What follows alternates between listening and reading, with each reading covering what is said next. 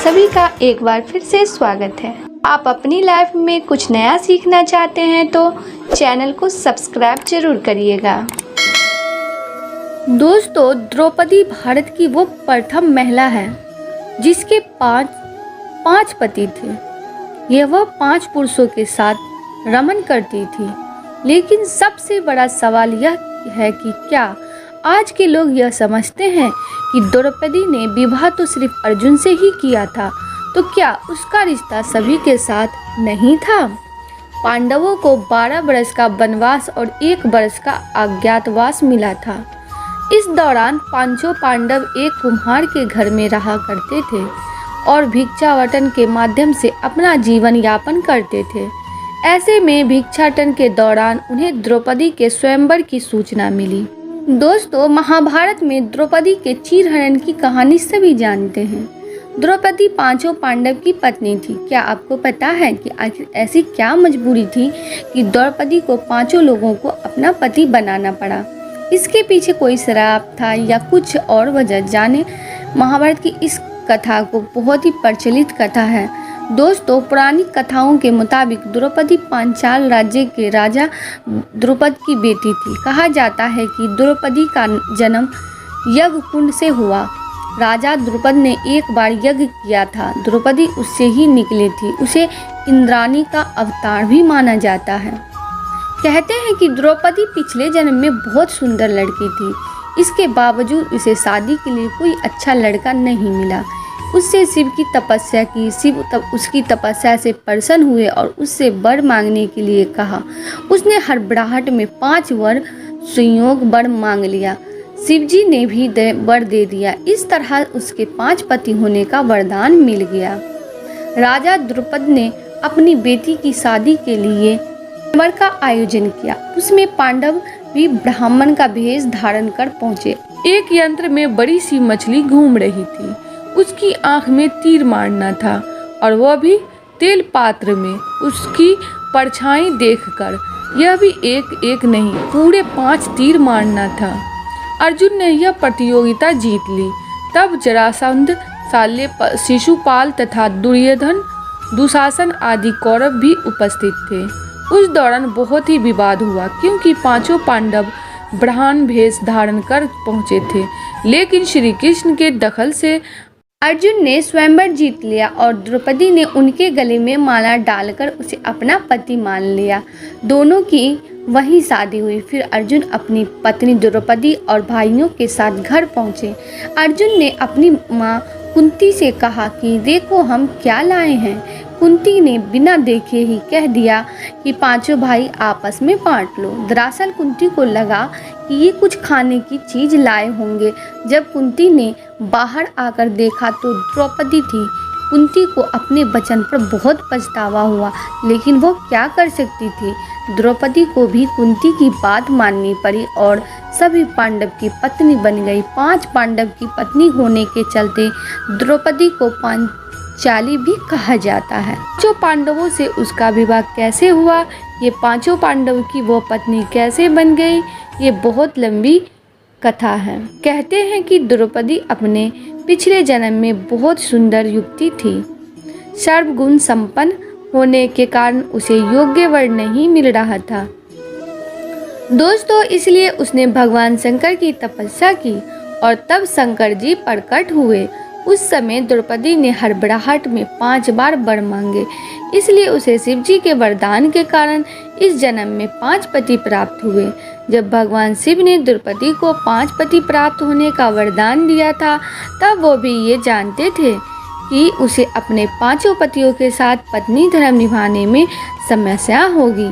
इसलिए उन्होंने द्रौपदी को ये वरदान भी दिया कि वह प्रतिदिन कन्या भाव यानी कौमार को प्राप्त कर लेगी। इसलिए द्रौपदी अपने 5 पतियों को कन्या भाव में ही प्राप्त हुई थी। हालांकि कहा जाता है कि संतान को जन्म देने के लिए भगवान श्री कृष्ण ने उसे ये सुझाव दिया कि हर साल वह पांडवों में से किसी एक के साथ ही समय व्यतीत करें। साथ ही जिस समय वह अपने कक्ष में किसी एक पांडव के साथ हो तो उनके कक्ष में कोई और पांडव प्रवेश ना करें। यदि कोई पांडव ऐसा गलती से भी कर लेता है तो उसे 1 वर्ष का निकाला जाता है, यानी कि देश से निकाल दिया जाता है। माना जाता है कि द्रौपदी जो पांचों पांडवों की पत्नी थी, एक एक साल के समय अंतराल के लिए हर पांडव के साथ रहती थी। उस समय किसी दूसरे पांडव को द्रौपदी के आवास में घुसने की अनुमति नहीं थी। इस नियम को तोड़ने वाले 1 साल तक देश से बाहर रहने का दंड था। एक बार यह दंड अर्जुन को भुगतना भी पड़ा था। अर्जुन और द्रौपदी की 1 वर्ष की आविधि अभी अभी समाप्त हुई थी और द्रौपदी युधिष्ठिर के साथ एक वर्ष का समय शुरू हुआ था। अर्जुन भूलवश द्रौपदी के आवास पर ही अपना 3 धनुष भूल आए, पर किसी दुष्ट से ब्राह्मण के पशुओं की रक्षा के लिए ही उन्हें उसी समय इसकी जरूरत पड़ी। अतः क्षत्रिय धर्म का पालन करने के लिए तीर धनुष लेने के लिए नियम तोड़ते हुए वह द्रौपदी के निवास में घुस गए। उस दौरान द्रौपदी युधिष्ठिर के साथ में थे। बाद में इसके दंड स्वरूप अर्जुन 1 साल के लिए राज्य से बाहर चले गए। इसी 1 साल के वनवास के दौरान अर्जुन की मुलाकात उलूपी से हुई और वह अर्जुन पर मोहित हो गई। ऐसे में वह उन्हें खींचकर अपने नागलोक में ले गई और उनके अनुरोध करने पर अर्जुन को उससे विवाह करना पड़ा। कहते हैं कि दोनों 1 वर्ष तक साथ रहे। अर्जुन नाग कन्या उलूपी के मिलन से अर्जुन को एक वीरवार पुत्र मिला, जिसका नाम ईरावान रखा गया। दोस्तों, द्रौपदी ने 1 वर्ष के अंतराल से 5 पांडव के 1 पुत्र को जन्म दिया था, लेकिन दुर्भाग्य कि इन 5 पुत्रों को अस्थमा ने मार दिया था। एक दिन की बात है, पांडव और ब्राह्मण लोग आश्रम में बैठे थे। उसी समय द्रौपदी और सत्यभामा भी आपस में मिलकर एक ही जगह बैठी थी। दोनों ही आसपास में बातें करने लगी। सत्यभामा ने द्रौपदी से पूछा, बहन, तुम्हारे पति पांडव वजन तुमसे हमेशा प्रसन्न रहते हैं। मैं देखती हूँ कि वे लोग सदा तुम्हारे वश में रहते हैं। तुम मुझे भी ऐसा कुछ बताओ कि मेरे श्याम सुंदर भी मेरे वश में रहे।